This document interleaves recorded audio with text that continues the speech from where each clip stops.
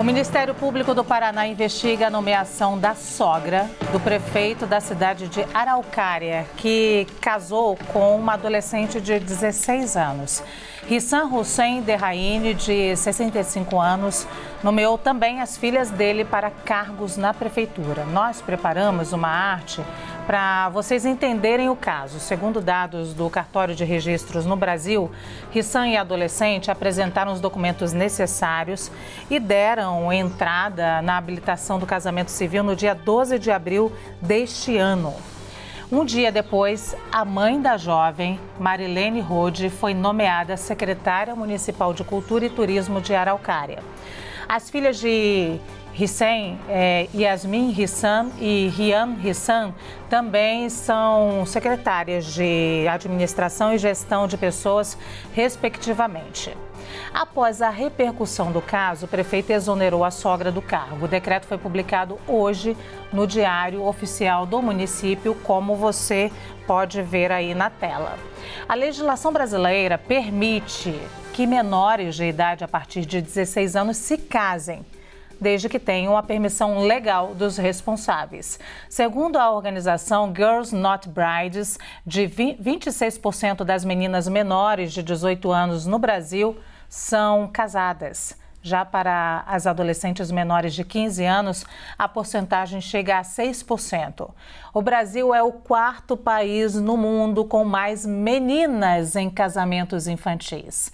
E a gravidez precoce é um dos principais motivos para as uniões.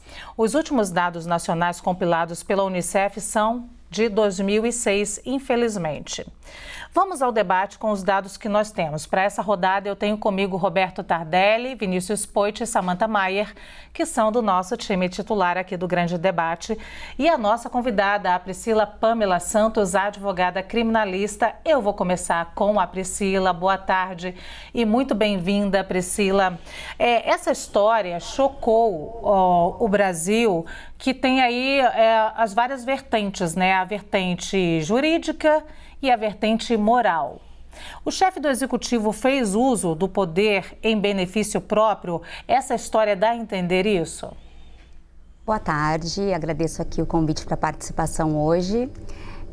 Vamos lá, eu acho que esse caso ele traz muitas questões para que sejam ponderadas, né? Para além do fato de se beneficiar de um cargo público, de se beneficiar da ocupação de prefeito para esse tipo de nomeação, cumpre a gente olhar para essa questão a partir desse casamento infantil, que a gente também precisa nomear de forma correta, porque casamento traz ali um impacto, traz ali uma conotação muito mais romantizada do que de fato isso é, né? Essas uniões precoces, essas uniões por vezes muito temerárias, né? Que colocam meninas fora do mercado de trabalho, que colocam meninas fora da escola, que colocam meninas com carga excessiva de cuidados domésticos, e acaba por aí por restringir liberdades dessas meninas que se tornarão mulheres.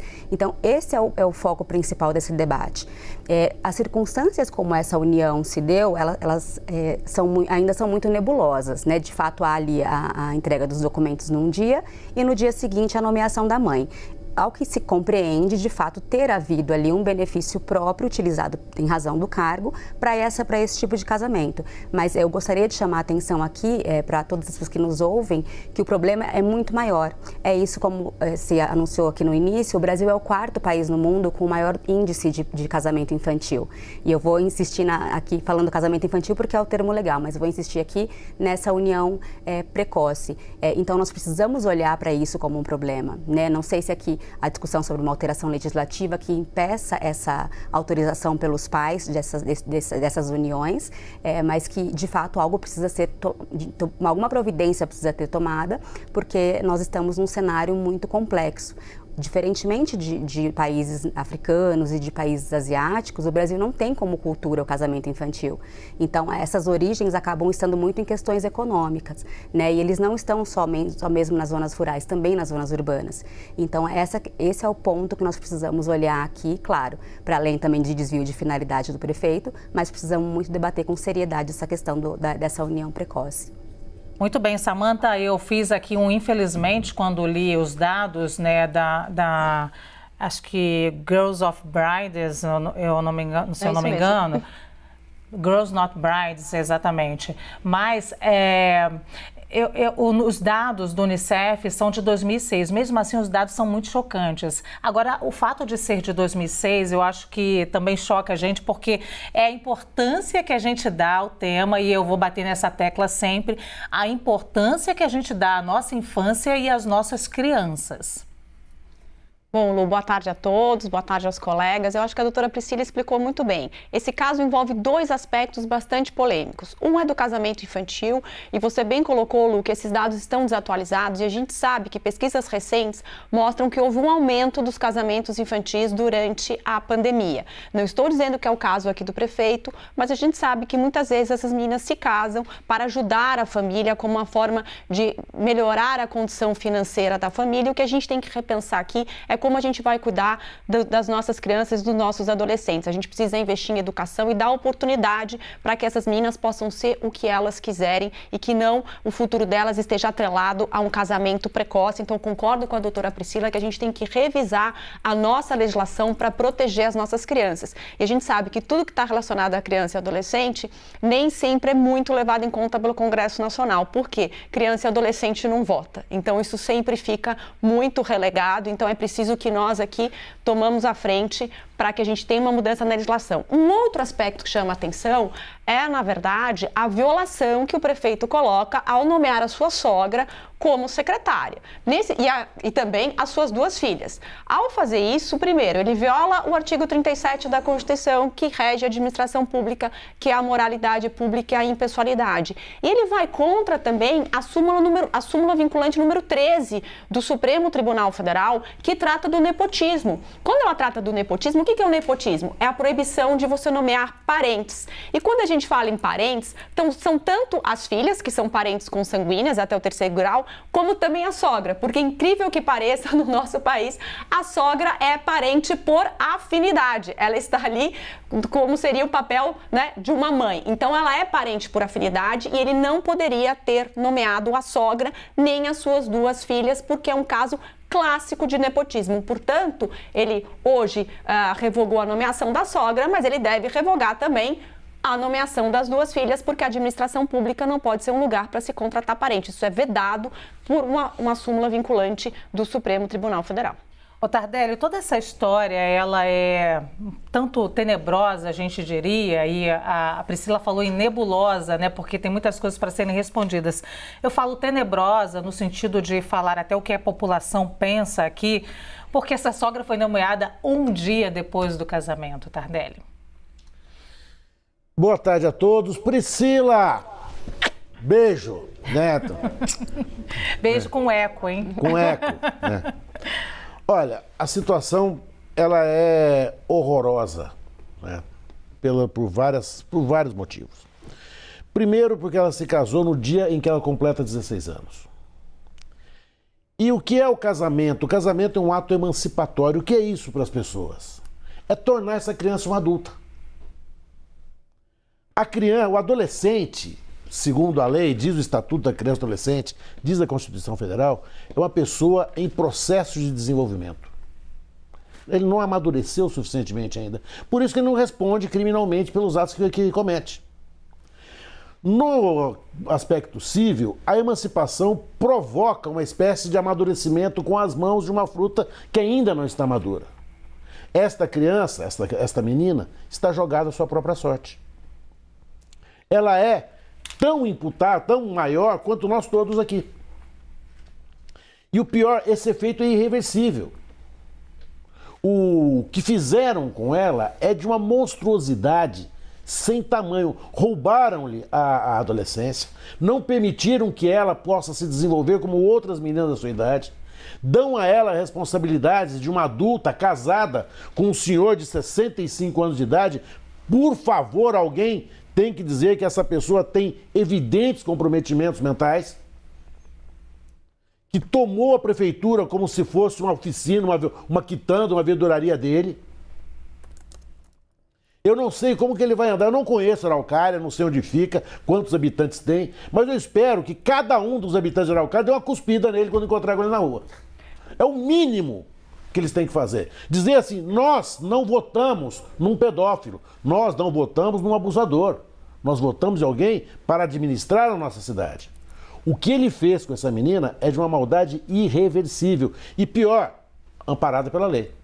E Tardelli, me permite uma parte, ela está tão desprotegida que até em relação ao regime do casamento, por ele ter mais de 65 anos, é obrigatória a separação total de bens. Então ela também está desprotegida patrimonialmente e já responde como uma adulta. Eu ia dizer exatamente, eu ia concluir com essa...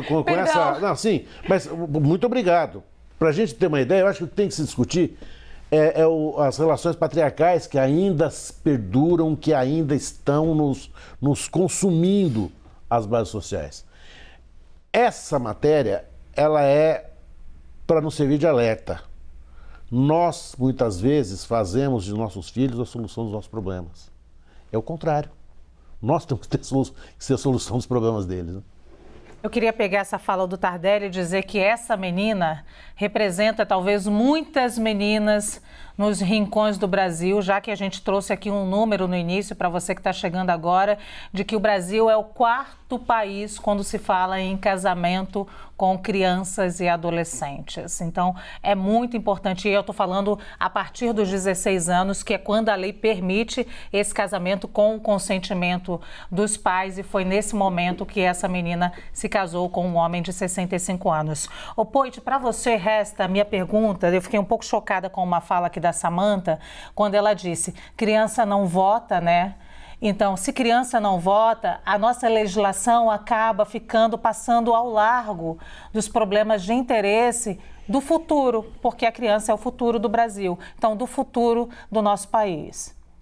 Perfeito, Luciana. Primeiro, boa tarde a você, a Samantha. Boa tarde, é um prazer conhecê-la, doutora Priscila, meu amigo Tardelli, todos vocês que estão acompanhando a CNN. Em algumas discussões na Câmara dos Deputados, a gente falava sobre isso, remetia ao ECA ou a quem defende o direito das crianças, né? Porque você já viu manifestação? As crianças vão para a Paulista fazer manifestação? Não vão. Vai ter uma manifestação, talvez adolescentes, um pouco mais velhos, mas elas não têm voz, não estão lá no parlamento. Então a gente precisa de políticos e políticas conscientes para colocar isso na pauta. É um assunto difícil da gente tratar hoje aqui, é um assunto aterrorizador, é um assunto muito ruim, às vezes até de digerir esse assunto para mim, mas é importante a CNN tratá-lo para trazer luz sobre o desafio que a gente vive na sociedade. Doutora Priscila, se eu não me engano, falou em 25%, doutora, das meninas de 16 a 18 anos que são casadas no Brasil, menor de idade. É um dado alarmante. Esse caso de Araucária, gente, para mim é aquele negócio que você vê em filme. Rapaz, isso está acontecendo no Brasil. Não vou acusar aqui, viu, Tardelli, mas levanta a suspeita. Não é muito esquisito? Casou e aí deu emprego para a sogra? Pois isso foi negociado. É a principal suspeita que vem. Claro. Não só sua, como do Brasil inteiro. Vendeu? Então, assim, vendeu a filha? Que país que a gente está vivendo? Que mundão velho que é esse, gente? É um absurdo. E aí, vou remeter de novo à questão do nepotismo. Eu puxei aqui, a Samantha já colocou. Gente, não é só a sogra que ele exonerou. A vice-prefeita é ex-cunhada dele, de uma esposa que, infelizmente, faleceu num acidente. A assessora executiva do prefeito desde 21 é uma outra ex-esposa dele, ou seja, esse aí é o 3º, 4º casamento do cara. Estão lá no cargo. Secretária Municipal de Administração é uma das filhas. Secretária Municipal de Gestão de Pessoas é a outra filha dele. E a Secretária Municipal de Cultura e Turismo, a sogra, fora que a diretora-geral de secretaria, desde abril de 23, é a tia da Cauane, atual esposa do Rissan. Pelo amor de Deus, gente, acabei de pegar isso aqui numa matéria aqui do UOL. Não dá. É um caso muito difícil. Eu espero que as autoridades tomem as providências legais, que o MP vá para cima para combater tanto o nepotismo quanto essa possível exploração de uma garota menor de idade que, infelizmente, aparentemente não teve uma mãe que estava ali a protegendo.